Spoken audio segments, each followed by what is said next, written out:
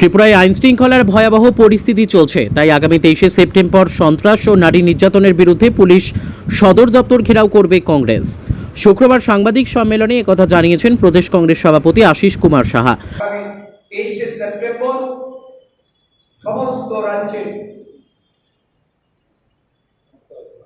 বেলা 11টা আমরা স্থানীয় আগরতলা প্রেস ক্লাবের এখানে জমায়েত করে রবীন্দ্র ভবন প্রাঙ্গণ থেকে প্রেস ক্লাব অবধি আমাদের জমায়েত।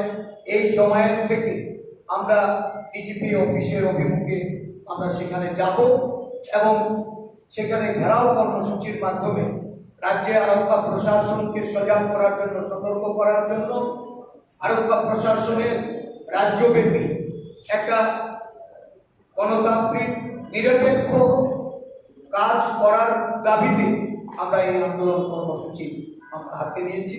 পাশাপাশি সর্বভারতীয় কংগ্রেস কমিটির সম্পাদক ক্রিস্টোফর তিলক বলেন, ত্রিপুরায় আইন শৃঙ্খলার ভয়াবহ পরিস্থিতি চলছে। সাম্প্রতিক বন্যায় ক্ষতিগ্রস্তদের ত্রাণ সামগ্রী ও পুনর্বাসন নিয়ে প্রশাসনের উদাসীন মনোভাব নিয়ে কাজ করছে। এদিন তিনি আরও বলেন, রাজ্যে পঞ্চায়েত নির্বাচনে বিজেপি গণতন্ত্র লুণ্ঠন করে চলেছে। কংগ্রেসের বহু কর্মী আহত হয়েছে। রাজ্যে গণতন্ত্র বলে কিছুই নেই। জবরদখল করে পঞ্চায়েতের সবকটি আসনে জয়ী হয়েছে বিজেপি প্রার্থীরা। তাছাড়া জনগণকে ভোটদানে বাধা দিয়েছে বিজেপির কর্মী সমর্থকরা, কিন্তু পুলিশ নিরপেক্ষ ভূমিকা পালন করছে না। তাছাড়া প্রতিনিয়ত নারীরা নির্যাতনের শিকার হচ্ছেন। রাজ্যে নারীরা সুরক্ষিত নয়। এরই প্রতিবাদে আগামী 23শে সেপ্টেম্বর সন্ত্রাস ও নারী নির্যাতনের বিরুদ্ধে পুলিশ সদর দপ্তর ঘেরাও করবে Congress. So, Congress Party is very much for the 125th Amendment, which we have proposed, and we will surely fight for it.